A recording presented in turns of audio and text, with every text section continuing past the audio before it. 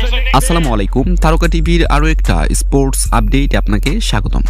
অবশেষে জাকের আলীর ব্যাটিং জোরে ওয়েস্ট ইন্ডিজকে বাংলা ওয়াশ করে ছেড়ে দিল টাইগাররা। তো সম্মানিত ভিউয়ার্স, বিস্তারিত জানুন পুরো ভিডিও জুড়ে। সিরিজ জয় নিশ্চিত হয়ে গেছে আগেই। এই ম্যাচ তাই নিয়ম রক্ষার। 3 ম্যাচ টি-20 সিরিজের তৃতীয় ও শেষ ম্যাচে কিংস্টাউনে মুখোমুখি হয়েছিল স্বাগতিক ওয়েস্ট ইন্ডিজ ও সফরকারী বাংলাদেশ। আগে ব্যাট করতে নেমে 189 রানের পুঁজি জড়ো করেছে বাংলাদেশ, যা এখন অবধি সিরিজের দলীয় সর্বোচ্চ রান। টস জিতে প্রথমে ব্যাটিংয়ের সিদ্ধান্ত নেয় বাংলাদেশের অধিনায়ক লিটন দাস। এদিন 2 অঙ্কের দেখা পেয়েছেন লিটন।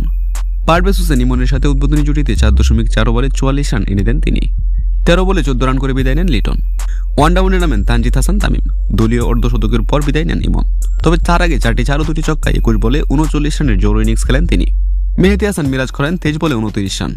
শামীম হাসান পাটোয়ারি ক্রিজে নামলে জাকির শামীম জুটি পরিচয় দেন স্পোর্টসম্যানশিপের। তানজিম হাসান সাকিব ক্রিজে নেমে দ্রুত রান তোলার চেষ্টা করেন।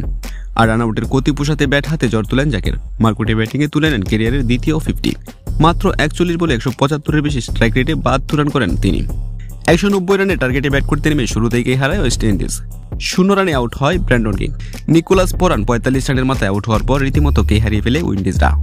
এক পর্যায়ে 60 রানে 6 উইকেট হারিয়ে রীতিমতো ম্যাচ থেকে ছিটকে যায় উইন্ডিজ, যার ফলে দাপুটে জয় নিয়ে মাঠ ছেড়েছে টাইগাররা।